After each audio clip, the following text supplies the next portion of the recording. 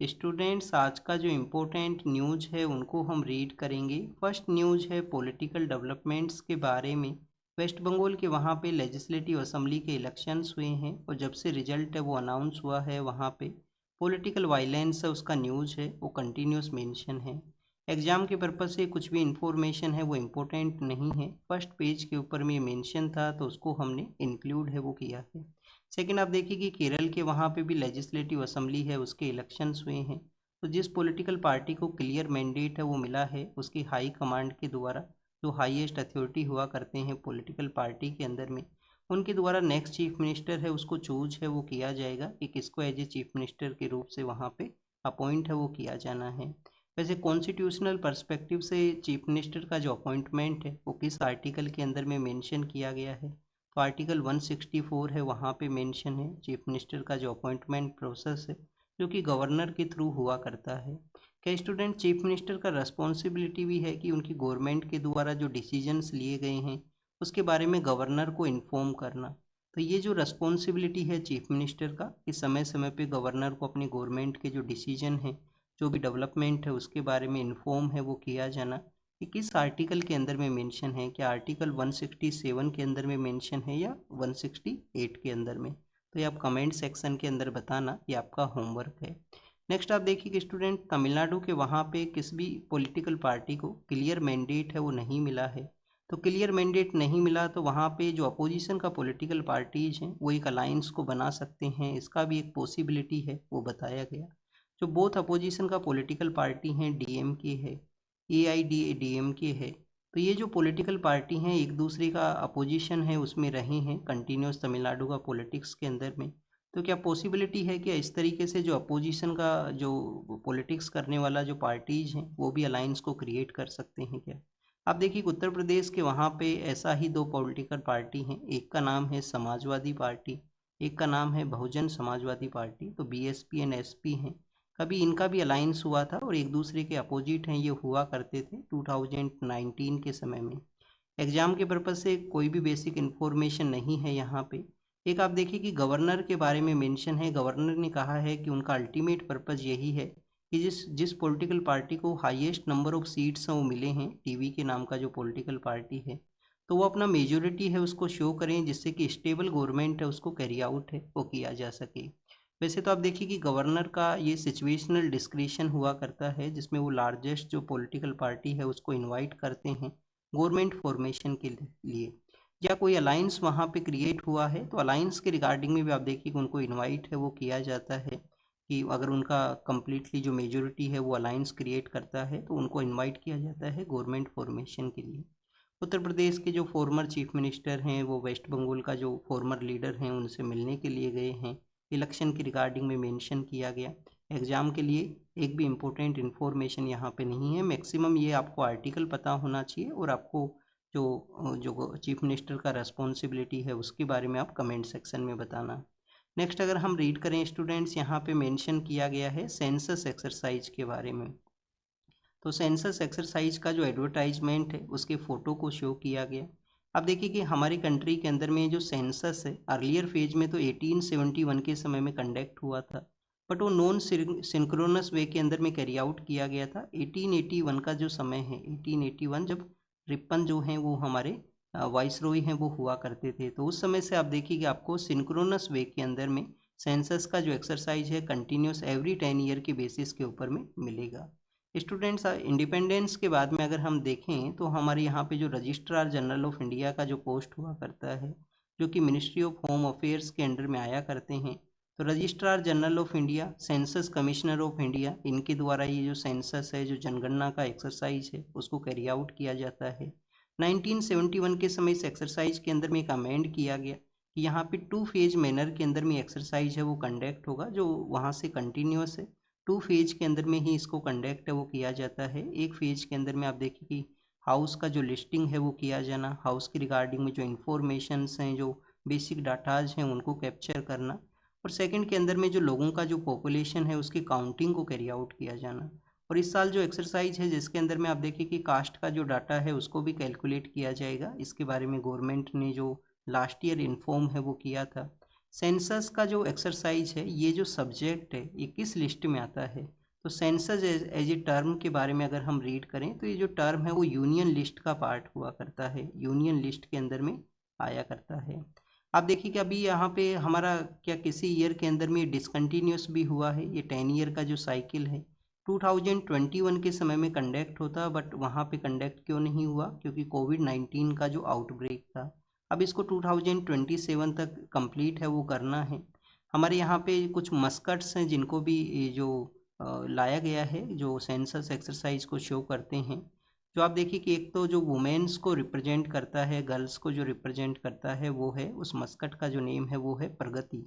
तो प्रगति जो है वो तो बेसिकली यहाँ पे वुमेन्स के रिगार्डिंग में है, और एक विकास जो है वो यहाँ पे मेल्स को जो शो है वो किया करता है। तो इस तरीके से टू आप देखिए कि यहाँ पे जो मस्कट्स हैं वो रखे गए हैं। क्या यूपीएससी ऐसे किसी जो मखूटा है किसी एक्सरसाइज के बारे में, किसी नेशनल पार्क का या कोई इवेंट का, क्या ऐसे क्वेश्चन यूपीएससी आपसे पूछता है? तो आप देखिए कि चेस के रिगार्डिंग में क्वेश्चन आया था 2023 के पेपर में था, चेस के रिगार्डिंग में, जब हमारे चेन्नई के वहाँ पे एक चेस का ओलंपियाड है वो ऑर्गेनाइज हुआ था। तो उस दौरान में उस इवेंट के बारे में, इवेंट का जो मस्कट था, जो मखोटा था, उसके बारे में क्वेश्चन है वो पूछ लिया था। तो आपको इस तरीके से भी जानकारी होना चाहिए, कोई इवेंट अगर न्यूज़ में है, कोई यहाँ पे प्रोग्राम न्यूज़ में है और कंटिन्यूस न्यूज़ में है। आप देखिए कि सेंसस का तो एक्सरसाइज लास्ट ईयर मई के समय में हमारा जो यूनियन गवर्नमेंट है उन्होंने कहा था वो कैरी आउट करेंगे, इसको डिजिटल ये सेंसस होगा, कास्ट के डाटाज भी काउंट किए जाएंगे, सेंसस है वो यूनियन लिस्ट में आता है। और ये नवंबर दिसंबर के समय ये जो जो मखोटे हैं इनको अनवील किया गया था होम अफेयर्स मिनिस्ट्री के द्वारा। प्रगति है और विकास है। नेक्स्ट अगर यहाँ पे पंजाब के बारे में रीड करें तो वहाँ पे भी आप देखिए कि नेक्स्ट ईयर या उससे नेक्स्ट ईयर जो लेजिस्लेटिव असेंबली के इलेक्शंस हैं, पॉलिटिकल एक दूसरे के अगेंस्ट में एलिगेशंस हैं कुछ, जो वहाँ पे आप देखिए कि स्मॉल लेवल के ऊपर में कुछ ब्लास्ट हैं वो हुए हैं, उसके बारे में। पंजाब एक बॉर्डर स्टेट है, काफ़ी सेंसिटिव भी है। आप देखिए कि पाकिस्तान के साथ में बॉर्डर शेयर करता है और काफ़ी सारे इश्यूज हैं, तो इस वजह से भी पंजाब का जो इम्पोर्टेंस है। इश्यूज हैं लाइक द डेट पाकिस्तान से इलीगल वे में सप्लाई होने वाले जो वेपन्स हैं, जो काफ़ी बार हमारे यहाँ पे जो क्रिमिनल गैंग्स हैं उनको यूज करते हैं। फिर अगर हम बात करें ड्रग्स का जो सप्लाई है उसका भी एक कंसर्न है, जो कि वेस्टर्न बॉर्डर से आया करता है, अलग अलग रूट हैं वो हुआ करते हैं उसके वहाँ पे। तो स्टूडेंट्स इस तरीके के जो कंसर्न हैं जिनको डील करना होता है सिक्योरिटी एजेंसीज को, हमारा जो लॉ एनफोर्समेंट एजेंसीज हैं उनको यहाँ पे। नक्सल का जो एक अटैक था उसके बारे में है, 2010 के समय में आप देखिए कि नक्सल का एक अटैक हुआ था, काफ़ी लार्जर वे के अंदर में ये अटैक था। इसमें 76 हमारे सीआरपीएफ के जो पर्सनल्स हैं उनका डेथ है वो हुआ था, उन्होंने अपना जो लाइफ है उसको आप देखिए कि सेक्रीफाइस किया था उस अटैक के दौरान में। अब स्टूडेंट्स उस दौरान में कुछ लोग हैं जिनको कि अरेस्ट किया गया था, जिनको यहाँ पे उनके एक्विटल को अपहोल्ड किया गया है हाई कोर्ट के द्वारा।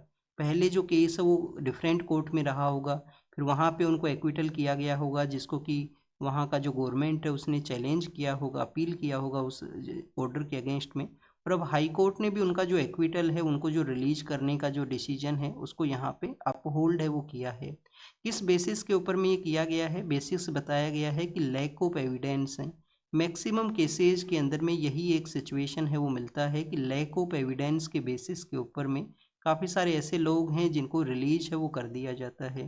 जैसे कुछ 1 ईयर बैक आप देखिए कि हमारे यहाँ पे एक ट्रेन का भी जो जो मुंबई के वहाँ पे हुआ था या महाराष्ट्र के वहाँ पे, तो जो ट्रेन महाराष्ट्र में किसी अदर प्लेस के ऊपर में, तो याद नहीं है मुझे अभी जो एग्जैक्टली कौन सा वो जगह था। 2006 के समय में जो ट्रेन का जो इंसिडेंट था उसमें भी आप देखिए कि कुछ लोगों को एक्विटल है वो किया गया था, कि जिनको कंटिन्यूस डिटेन रखा गया, जो वहाँ पे किसी तरीके से जो एविडेंस हैं या जो जो सर्किल है उसको डेवलप नहीं कर पाए कि उनका किस तरीके से इंगेजमेंट था उस केस के अंदर में। तो स्टूडेंट्स ये जो बेसिक जो प्रॉब्लम है वो क्या है? Lack of evidence. इनिशियली कोई भी क्राइम सीन है, इनिशियली कोई भी क्राइम सीन है वो इम्पोर्टेंट होता है एविडेंस के कलेक्शन के अंदर में।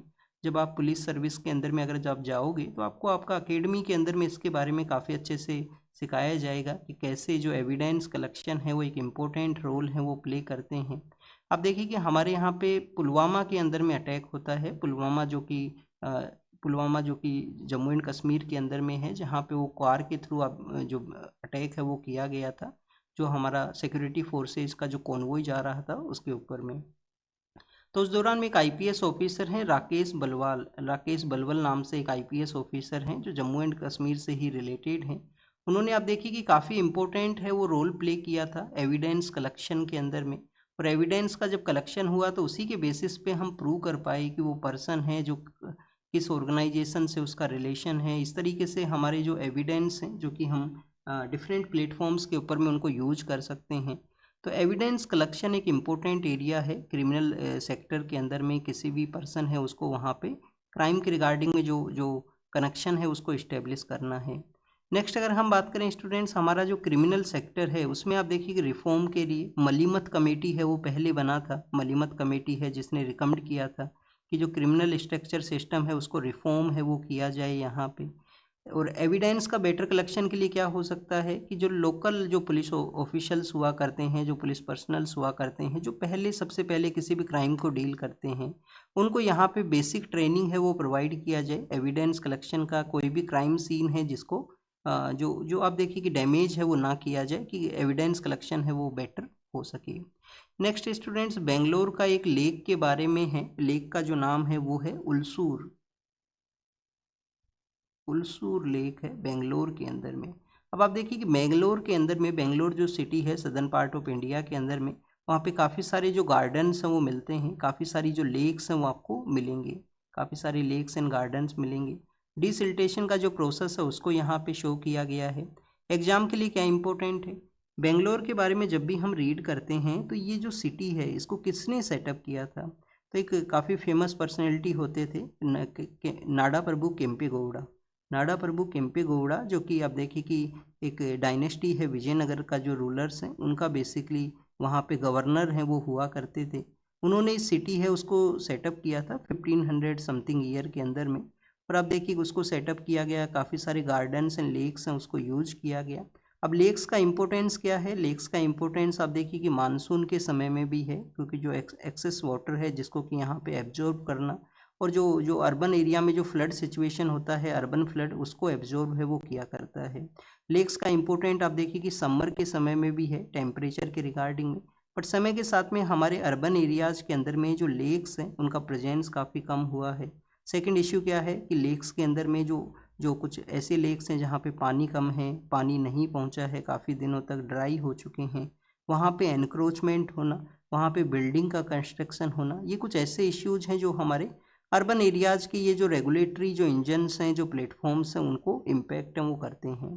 नेक्स्ट अगर हम रीड करें स्टूडेंट्स, यहाँ पे जो मेंशन किया गया है वो है राजस्थान में जो कास्ट बेस आप देखिए कि जो पंचायत हुआ करती हैं, कास्ट एंड विलेज बेस जो पंचायत हुआ करती हैं, पंचायत मीन्स वो नहीं है जो कॉन्स्टिट्यूशनली बैकिंग है, ये यहाँ पे सोशल ऑर्गेनाइजेशंस हैं जो ऑपरेट करते हैं। और उनके अगेंस्ट में जाके कोई भी पर्सन है जो कि कोई भी एक्टिविटी को कैरी आउट करता है, जैसे कि आप देखिए कि वहाँ पे जो एल्डर पर्सन्स ने डिसाइड किया कि किसी पर्सन का जो मैरिज है, जो शादी है, वो अदर पर्सन के साथ में, इस फैमिली के साथ में फिक्स हुआ है, बाद में वो जो बोथ पार्टीज हैं उनमें से कोई एक अवेयर होता है जो रिलेशन को ब्रेक करता है, तो उस समय में भी ये जो कास्ट पंचायत हैं जो यहाँ पे फाइन्स हैं, फाइन्स जिसको वो दंड के रूप से बोलते हैं, दंड वहाँ पे लगाया करते हैं कि आपको इतना फाइन है वो पे करना होगा। पर्सन के द्वारा अगर डिनाई कर दिया जाए कि मैं यहाँ पे इस फाइन सिस्टम है उसको पे नहीं करेंगे अपने बेटर लाइवलीहुड के लिए, वो इस जो रिलेशन है उसको एक्सेप्ट है वो नहीं करते हैं, तो उस समय क्या होगा, उस समय आप देखिए कि उनको बाइकआउट कर दिया जाएगा, उनको सोशल वे में आइसोलेट करने का कोशिश किया जाएगा कि कोई भी फैमिली मेम्बर है इनके साथ में रिलेशन को ना रखे, कोई भी विलेज मेम्बर है वो रिलेशन को ना रखे। तो फैमिली के द्वारा क्या किया जाएगा, फिर फैमिली के द्वारा आप देखिए कि किसी भी नियर बाई जो अर्बन एरिया है वहाँ पे माइग्रेशन होगा, एक न्यू वहाँ पे जो रिलेशंस को वो सेटअप कर सकें, क्योंकि ओवरऑल आप देखिए कि जो ह्यूमन बीइंग है वो एक सोशल एनिमल है, उसका किसी ना किसी तरीके से लोगों के साथ में कॉन्टैक्ट है वो हुआ करता है, या किसी भी पर्सपेक्टिव से हो, तो ह्यूमन बीइंग एक सोशल एनिमल है। तो अर्बन के लिए वो माइग्रेट करेंगे। अब यहाँ पे मेंशन यही किया गया है कि ये इस तरीके से जो ये जो बेसिकली जो पंचायत सिस्टम एग्जिस्ट करते हैं, जो पर्सनल रिलेशंस हैं, चाहे वो मैरिज का हो, चाहे वो सोशल स्ट्रक्चर हो विलेज के अंदर में, चाहे वो पेट्रियार्कल डोमिनेशन हो, वुमेन्स के ऊपर में जो मेल का जो डोमिनेशन है उसको यहाँ पे इस्टेब्लिश करना हो। तो ऐसे काफ़ी सारे एरियाज़ हैं जिसके ऊपर में ये वर्क है वो करते हैं। काफ़ी बार आप देखिए कि इनका कुछ बेटर रिजल्ट्स भी हैं कि किसी के रिगार्डिंग वो डिसीजन लिया गया जो सोशल रेगुलेशन के लिए इम्पोर्टेंट है, तो वो वहाँ पे कुछ यहाँ पे वो रेयर आपको काफ़ी कम जो डिसीजंस हैं वो बेटर मिलेंगे, और काफ़ी बार आपको रेगुलेशन और कंट्रोल जो है वो लार्जर वे के अंदर में मिला करता है। अब यहाँ पे क्या कोई हमारे कंट्री में कोई स्टेट है जो बेसिकली रेगुलेट करता है ऐसे जो पंचायत हैं, जो एट्रोसिटीज़ हैं सोशल बाइकआउट का? तो महाराष्ट्र ने 2016-17 के समय में एक एक्ट है उसको लेके आए थे, और ये जो सोशल बाइकआउट करना किसी भी पर्सन को उसको क्रिमिनल ऑफेंस वो बनाया गया महाराष्ट्र के द्वारा। तो महाराष्ट्र ओनली स्टेट है जिसके अंदर में सोशल बाइकआउट को एक क्रिमिनल ऑफेंस के रूप से जो इस्टेब्लिशमेंट में लाया गया है। नेक्स्ट अगर हम बात करें स्टूडेंट्स, यहाँ पे हमने मैरिज के बारे में अभी रीड किया। यूपीएससी ने एक बार क्वेश्चन पूछा था कि किसी पर्सन को, कोई पर्सन है उसको अपना जो फेवरेट पर्सन है, जो भी उनका जो पसंदीदा पर्सन है उसके साथ में शादी करना है, तो ये किस फंडामेंटल राइट का पार्ट रहेगा? तो आप देखिए कि freedom of speech and expression का ये पार्ट है क्या? तो freedom of speech and expression का नहीं है, ये आर्टिकल 21 जो राइट टू लाइफ है उसका ये पार्ट है। तो ये बेसिक इन्फॉर्मेशन है यहाँ पे। नेक्स्ट अगर हम बात करें स्टूडेंट्स, वेस्ट एशिया का जो ये बेसिकली सिचुएशन है उसके बारे में मेंशन किया गया है कि वेस्ट एशिया के अंदर में यूएस के जो प्रेसिडेंट हैं डोनाल्ड ट्रंप, उनके द्वारा एक ऑपरेशन को लॉन्च करने के लिए कहा गया है। ऑपरेशन जो प्रोजेक्ट फ्रीडम है, जिसके अंदर में उन्होंने मेंशन किया है कि जो प्रोजेक्ट फ्रीडम है उसके थ्रू जो ब्लॉकेज है स्टेट ऑफ हॉर्मुज का, उसको उसके रिगार्डिंग में आप देखिए कि अपनी फोर्सेज को यूज करेंगे। अगर फिर से वहाँ पे वेस्ट एशिया में वॉर का सिचुएशन क्रिएट होता है तो इम्पैक्ट क्या करेगा? ईरान के द्वारा अटैक किया जाएगा जो वेस्ट एशिया के जो किंगडम कंट्रीज हैं, जो अदर कंट्री हैं उनको, और अटैक किया जाएगा तो ओवरऑल वेस्ट एशिया का ही जो इकोनॉमी है उसको इम्पैक्ट होगा। यूएस के जो प्रेसिडेंट्स हैं उन्होंने काफ़ी सारे अल्टीमेटम्स वो दिए हैं कि आज वो अटैक करेंगे, ऐसा नहीं किया गया तो इस तरीके से कैरी आउट करेंगे। तो ये जो सोशल मीडिया थ्रेड्स हैं कि सोशल मीडिया के ऊपर में आपने कुछ लिखा, उसका ग्रास रूट लेवल के ऊपर में जो इम्प्लीकेशन है वो यहाँ पे नहीं है। ईरान को डिफीट करना one of the difficult task है, क्योंकि उनका जिस तरीके से जोग्राफिकल एडवांटेज है, जिस तरीके से उन्होंने अपने जो वेपन्स हैं उनको डेवलप किया है।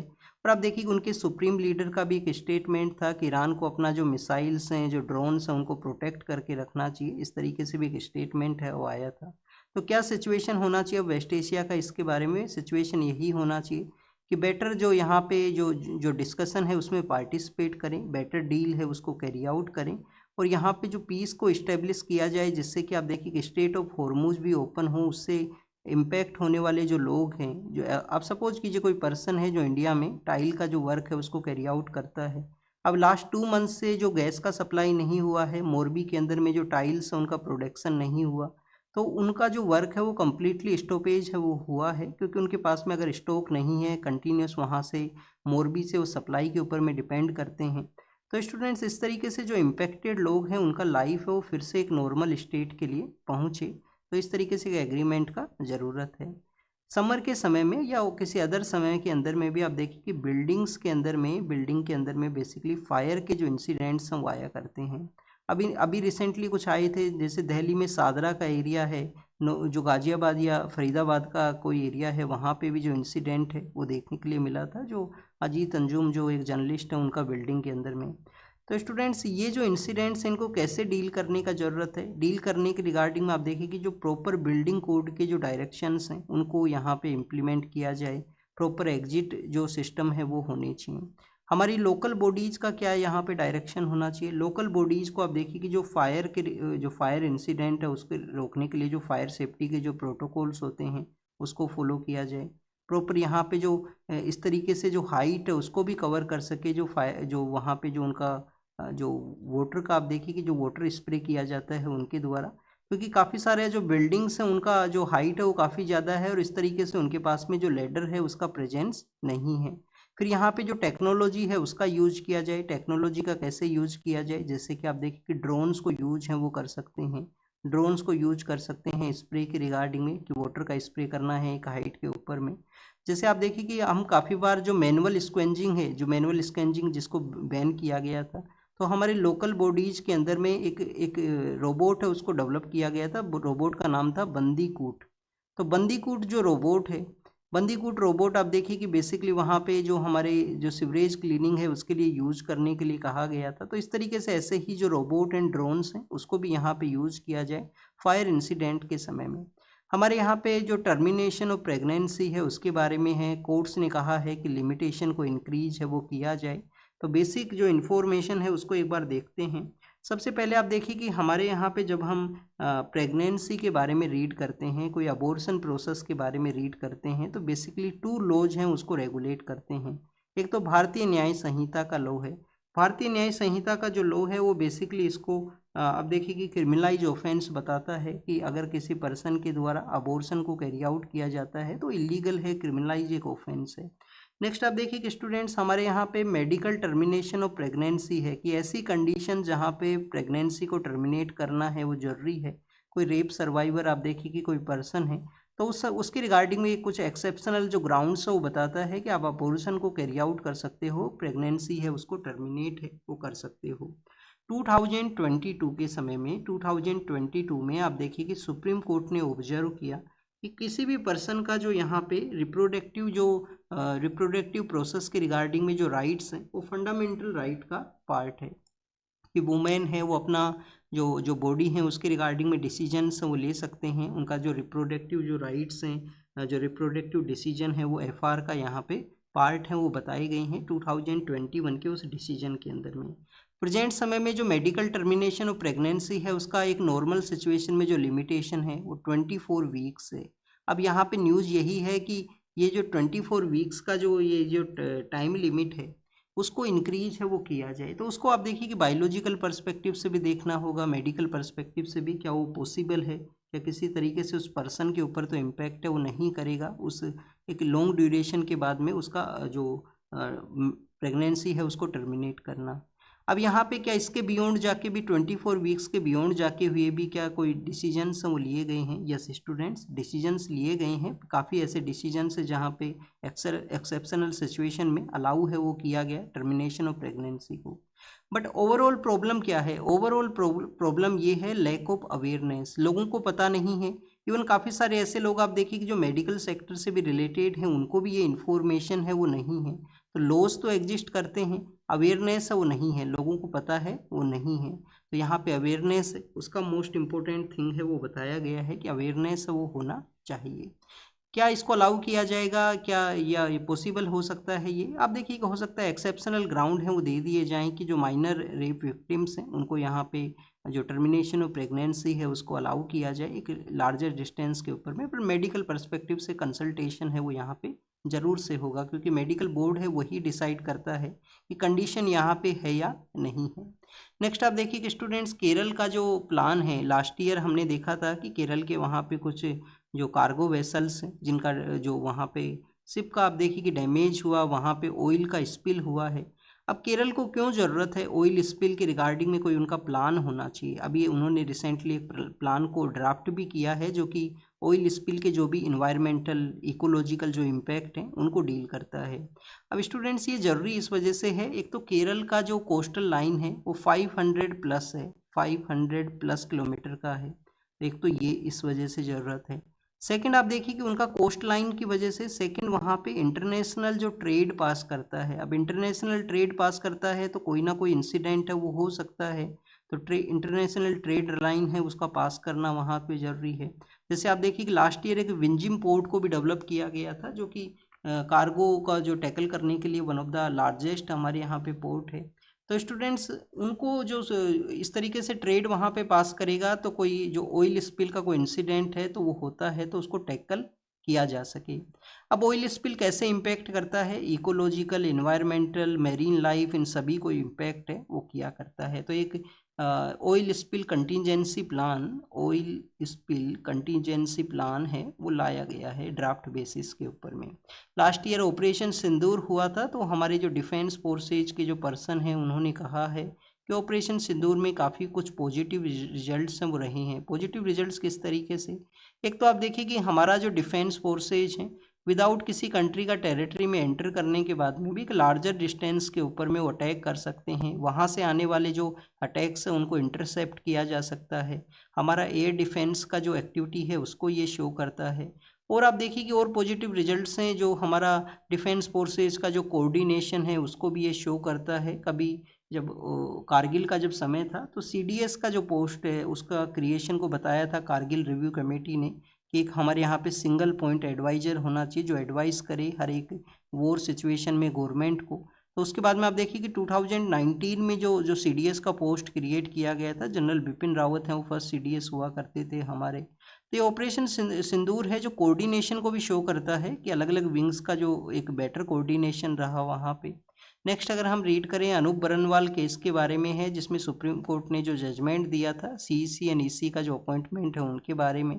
तो क्या प्रॉपर डिबेट हुआ है क्या पार्लियामेंट के अंदर में उस केस के रिगार्डिंग में? सुप्रीम कोर्ट ने बेसिकली एक पेटिशन के अंदर में पूछा है। पेटिशन उसी केस को जब आप देखिए कि केस का जो जो वहाँ पे डायरेक्शन था उसके बाद में गवर्नमेंट एक नया बिल लेके आई है, वो जो अपॉइंटमेंट प्रोसेस है उसमें कुछ चेंज किया गया। तो उसके बाद में उसके रिगार्डिंग में पिटीशन फाइल हुआ था और उसी के पर्सपेक्टिव से सुप्रीम कोर्ट का ये क्वेश्चन है। एग्जाम के लिए क्या पता होना चाहिए? Anoop Barnwal case, right to vote, इसको हम मल्टीपल टाइम्स रीड कर चुके हैं।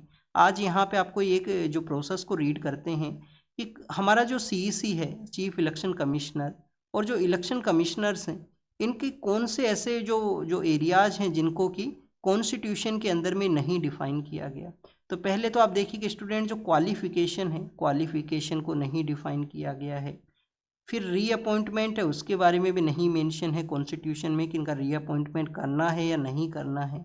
और जो टर्म ऑफ ऑफिस है उसके बारे में भी नहीं मेंशन है। ये आप जब लक्ष्मीकांत को रीड करोगे कॉन्स्टिट्यूशनल बॉडीज के अंदर में फर्स्ट चैप्टर है इलेक्शन कमीशन, लक्ष्मीकांत इस वजह से कहा गया कि आप अदर बुक को भी रीड करते हो तो वहाँ पे भी जाके उसको देख सकते हो। मैक्सिमम जो बुक पॉलिटिकली एस्पिरेंट्स रीड करते हैं वो लक्ष्मीकांत है। तो वहाँ पे जाके आप रीड करना, चैप्टर को ओपन करना, उसमें आपको ये मिलेगा कि कौन से ऐसे 3 क्राइटेरियाज हैं जिनको कॉन्स्टिट्यूशन में नहीं डिफाइन किया गया। क्वालिफिकेशन, रीअपॉइंटमेंट प्रोसेस होगा या नहीं होगा, और जो यहाँ पे टर्म ऑफ ऑफिस है, टर्म ऑफ सर्विस है उसके बारे में। तो ये 3 इंफॉर्मेशन है जिनका मेंशन नहीं है। सीईसी को क्या कुछ एडवांटेज है क्या? एडवांटेज है, आप देखिए कि इसी का अगर रिमूवल करना है, इसी को अगर रिमूव करना है तो सीईसी को यहाँ पे एडवांटेज हुआ करता है, वो रिकमेंड करेंगे।